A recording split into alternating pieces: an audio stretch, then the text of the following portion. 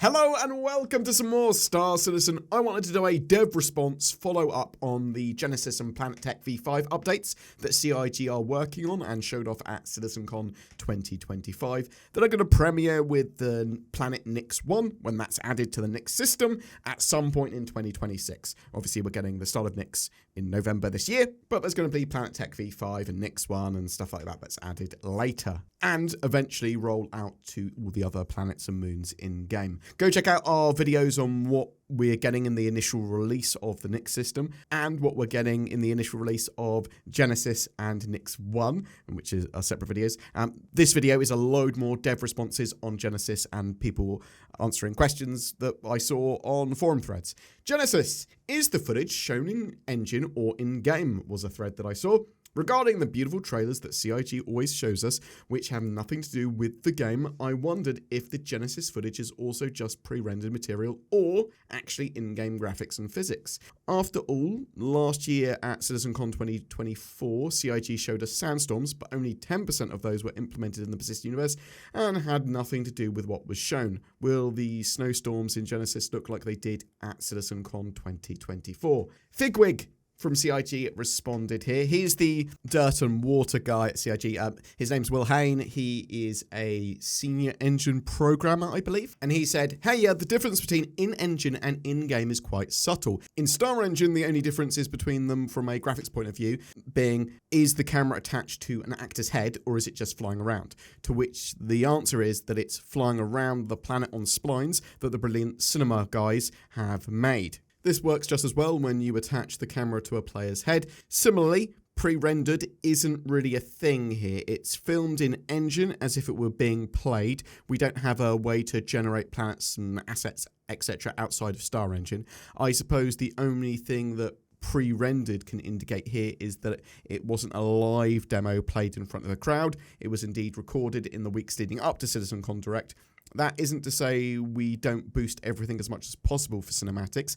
The Cin guys use what is effectively an ultra cis spec. This makes everything look as good as possible by removing optimizations like LODs and boosting the size of shadow atlases and the virtual terrain textures. So this is a really good thing to mention, right? Like the stuff that you see that Star Citizen show off are the best possible examples of stuff using ultra system specs. They might turn off levels of detail, as they said, to make it look the highest level of detail, LOD 0. It might be from the dev build. They want this stuff to look as good as possible. Now, when it comes to actually getting that to a player, well, we don't have supercomputers. At least most of us don't. But their tech will have been significantly optimized by the time it gets to our hands. So they are showing off what it could be like and what it is very similar to and potentially what is obtainable. Obviously the generation tech is the same, but it's just that visually that's sort of the best it could possibly be. Genesis and fauna was another thread I saw.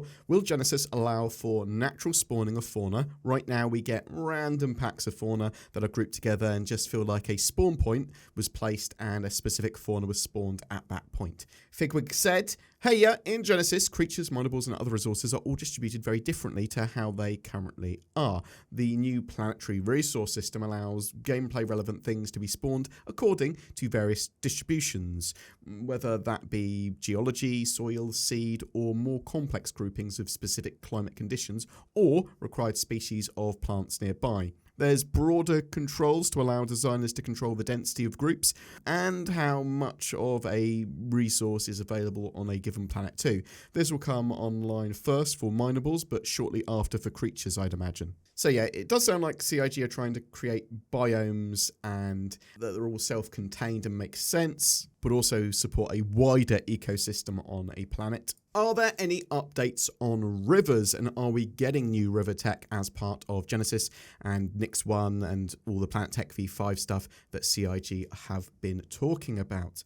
Figwig responded, I'd love to work more on rivers, as I'm definitely not satisfied with how they look and are placed as things stand. A new take on rivers would be a huge huge boon to the new planet tech, though the rather boring answer is that it is dependent on having time scheduled to work on them. I hope I get to take another swing and more natural looking and more systemic river systems in the future, but when we launch Nyx 1, this won't have happened yet. I think that was interesting. I want to see some really cool sort of additions to river tech and roads. I want to see big road systems across planets. I suspect we're going to see interesting things with like acid rivers and lava rivers, stuff like that. Couple of additional updates from the big Genesis thread with Ali Brown there. So someone said, if a cluster of something appears on one shard, is it on the other shard as well? Is the spawning of minables basically cross-shard, or is it just based on the server that you are on? And he said, not necessarily. For minables, we may defer the decision on composition to the server to randomize,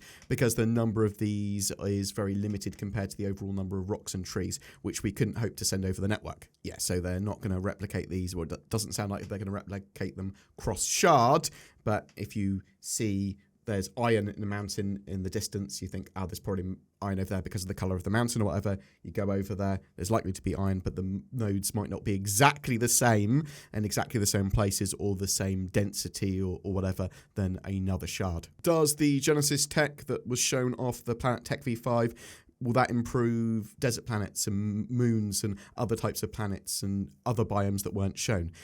Ali responded, yes, many of the improvements will help desert planets and moons too. Obviously not so much the vegetation scattering, but the terrain detail, geology, rocks, mining, etc. Did see a couple of other little bits when I was recording this video. Genesis, stars and planets, seasons and temperature. Basically, the question here is asking, are there any updates to planetary orbit tech, and what is the distance from the sun for the Nyx planets, and will that be moving? Figwig said, regarding Nyx's star, the star used in the demos for Nyx 1 is not final. When the design for Nyx is finalised, I expect planets to be placed at an appropriate distance from the star, given its heat, to create the temperatures we want for those planets. Planets missing orbits and axial tilts is not our final design. Orbiting is currently not implemented because of gameplay and quantum limitations. From our point of view, we intend planets to orbit, as well as spin, but await work on the gameplay side and final decisions from a broader range of stakeholders. So that's really interesting, right? It's still the plan to have orbiting planets, moving orbiting planets orbiting the sun. And potentially the dynamic splines that we'll need for that with the quantum system is being worked on, or may already be part of that new quantum sort of boosting and quantum experience. I'm really interested to know what people think about that. Do they want orbiting planets? They're like, yeah, it's really cool, really, really awesome. Or do you care about that at all? Do you go, actually, if it takes away from development of anything else, no, I don't care if they orbit. I'm more for gamification rather than simulation. I did see another little thread. Doesn't really give an answer though. Ray trace reflections and shadows, ray tracing, global illumination. Watching CitizenCon 2955, I was wondering if the lighting was default or like ray traced goodies. Ben Parry responded, I would assume this is default lighting, though I'm not involved in the presentation. So I'm going to continue to watch that thread in case we get something definitive. Obviously CIG did imply that it was kind of dev build and supercomputer for the cinematics of it. And one last thing, not related to Genesis, was I saw a thread, scope shader. Remembering the CitizenCon from 2 years ago, I recall the scope shaders, and there was like reflex sight, eye relief system, light amplification. What's going on with this? Has this been discarded? Is this still the plan? Ali Brown responded here. The scope shader was added to Star Citizen very soon after CitizenCon 2023. Can't recall exact release number. This includes various features such as parallax, offset image, eye relief, clear image only when at ideal viewing position, defocus, blur at non-ideal viewing position, vignette, tunnel vision, chromatic abrasion, diffraction / glare, scope shadow, light amplification on certain scopes. The cool thing about the scope shader is that it isn't a fake effect that only applies to special first person mode. It's actually always present on every scope and can be seen when examining a scope in your hands or just one sat in the environment, so long as you can find the correct viewing position and eye relief.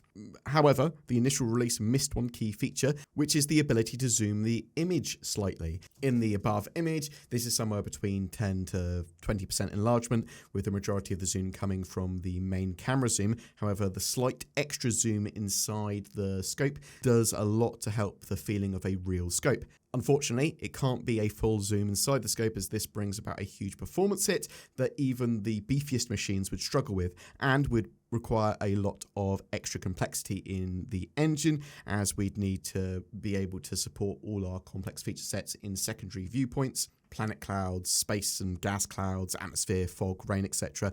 The reason this smaller zoom wasn't shipped at the time was that it didn't support anti-aliasing or upscaling due to a lack of also zooming the depth buffer and motion vector buffer.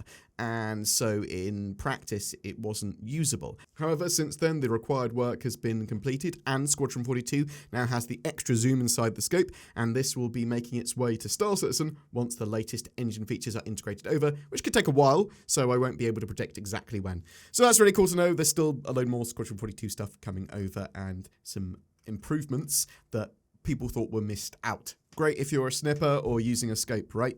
Boom! That's it for your updates today. I am really interested to know, are you excited for Genesis?